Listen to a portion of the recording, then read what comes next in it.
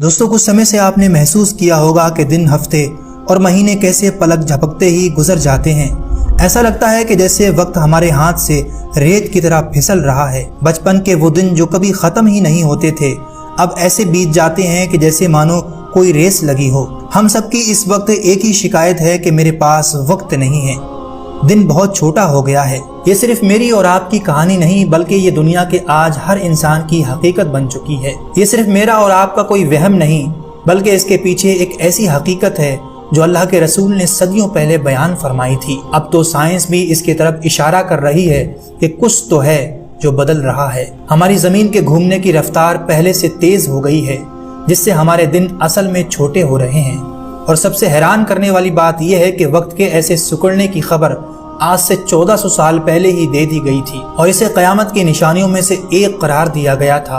और इस वीडियो को पूरा देखने के बाद आपको यकीन हो जाएगा कि वाकई मेरे नबी का हर फरमान सच्चा है। इसलिए वीडियो को एंड तक जरूर देखिएगा। दोस्तों, जब हम ये कहते हैं कि दिन रात 24 घंटे का होता है, हमारा मतलब उस वक्त से है कि जब जमीन को अपनी दूरी पर एक चक्कर पूरा करने में लगता है। और कई हजारों सालों से ये रफ्तार एक जैसी ही रही है।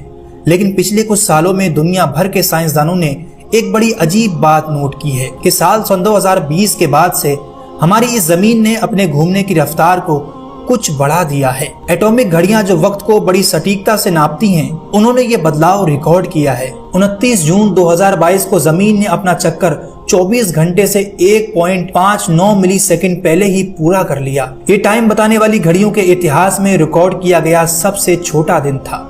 साइंसदानों का मानना है कि जमीन के घूमने की रफ्तार में इस तरह के उतार चढ़ाव नेचुरल फिनोमेना की वजह से होते हैं, जैसे जमीन के अंदरूनी हिस्सों में हलचल, चांद का असर और क्लाइमेट चेंज।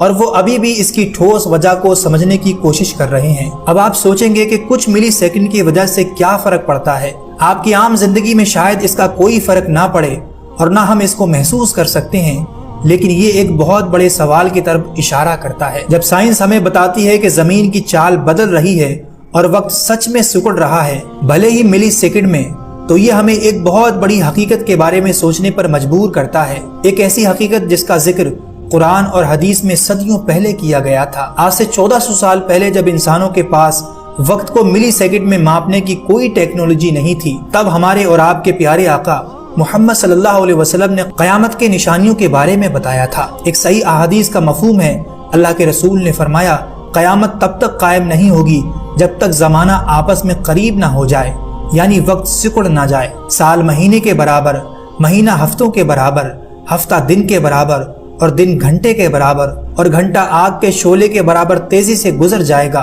यहाँ आप इस हदीस पर गौर कीजिए। क्या ये हदीस पाक हमारे इस दौर की तस्वीर पेश नहीं कर रही? आज साल महीने की तरह गुजर जाता है, रमजान आता है चला जाता है, हमें एहसास तक नहीं होता। महीनों हफ्तों की तरह बीत जाते हैं और हफ्ते ऐसे गुजरते हैं जैसे कल ही तो जुमा था और आज फिर जुमा आ गया। उलमा इकराम ने इस हदीस की दो मतलब बयान फरमाए हैं। दिन और रात की असल लंबाई कम हो जाएगी और दूसरा मतलब ये है कि वक्त से बरकत उठा ली जाएगी। बरकत से मतलब अल्लाह ताला की वो खास रहमत जिससे थोड़े वक्त में बहुत सारे काम होते हैं और सुकून मिलता है।